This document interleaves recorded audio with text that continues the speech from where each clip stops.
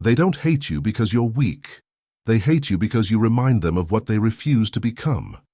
That's the truth nobody wants to say out loud. The moment you start improving, start setting boundaries, start winning quietly while they're still stuck complaining, something shifts. Smiles get thinner, compliments get shorter, silence gets louder, and you're left wondering what you did wrong, when the truth is, you did something right. Niccolo Machiavelli understood this 500 years ago, sitting in exile, stripped of power, watching the very people he once served turn their backs on him the second he stopped being useful. He learned the hardest lesson a man can learn, that most relationships are not built on love. They're built on convenience. And the second you stop being convenient, the mask comes off. You've felt it. That friend who only calls when they need something. That co-worker who smiles in meetings and disappears when you need backup. That family member who roots for your comfort but flinches at your growth. You tell yourself it's paranoia. It's not. It's pattern recognition. And the people who taught you to ignore it were the same people benefiting from your blindness. Here's the part that stings the most. It's rarely your enemies who hate you.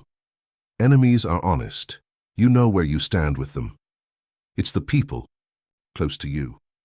The ones who smile the widest while quietly hoping you don't rise too far above them. Because your success isn't just your success. To a certain kind of person, it's a mirror. And mirrors are unbearable when you don't like what... You see, Machiavelli never wrote about being liked. He wrote about being understood, clearly, coldly, without illusion. He knew that a man who spends his life chasing approval will eventually be ruled by the very people he's trying to please. Approval is a leash. And most people wear it without even realizing the collar is on. Think about the moments you shrank yourself. The opinion you didn't share because it might upset someone. The promotion you hesitated to mention because a friend was struggling. The dream you buried because your own family called it unrealistic. Every time you did that, you weren't being kind, you were being controlled. And the people controlling you weren't villains twirling a mustache. They were ordinary people, protecting their own comfort at the cost of yours.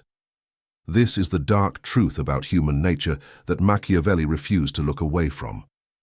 People don't resent you for your flaws. They resent you for your standards. A weak man surrounded by weak men feels normal.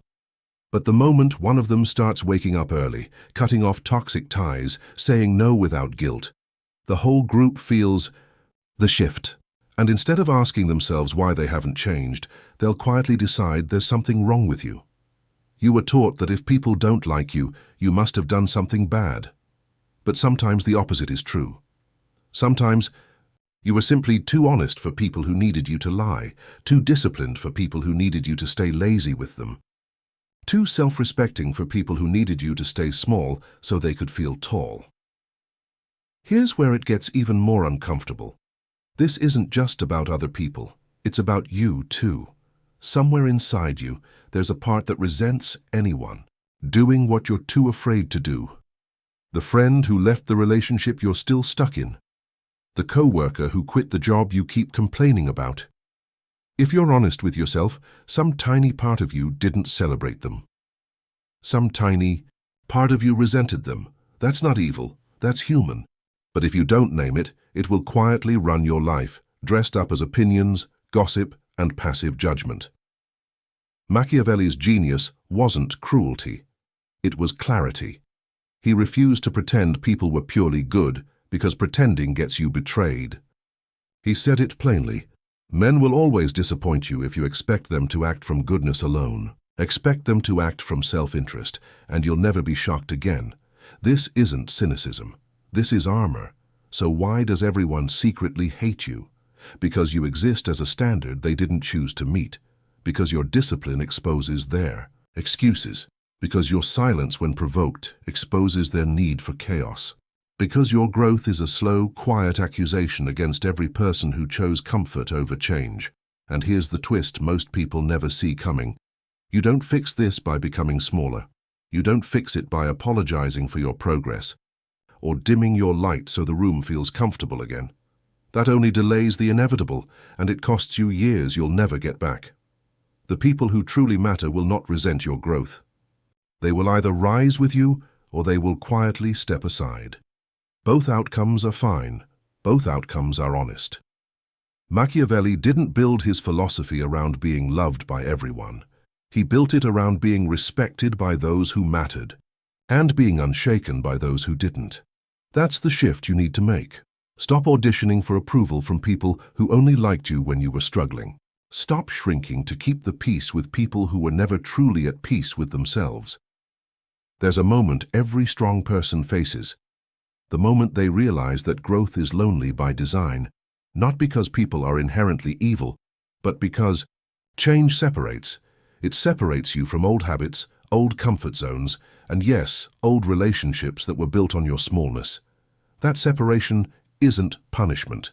It's proof. Proof that you're no longer who you used to be. The brutal lesson hidden inside all of this is simple, and most people will spend their whole lives avoiding it. You are not responsible for managing other people's insecurities. You are not required to hide your progress so others feel comfortable with their stagnation. And you are definitely not obligated to keep bleeding your energy into relationships that only valued the version of you that needed them. Machiavelli watched empires crumble because leaders confused loyalty with love and love with weakness. The same trap exists in ordinary life. You confuse silence for peace and tolerance for loyalty. But real peace doesn't require you to abandon yourself. Real loyalty doesn't require you to stay invisible.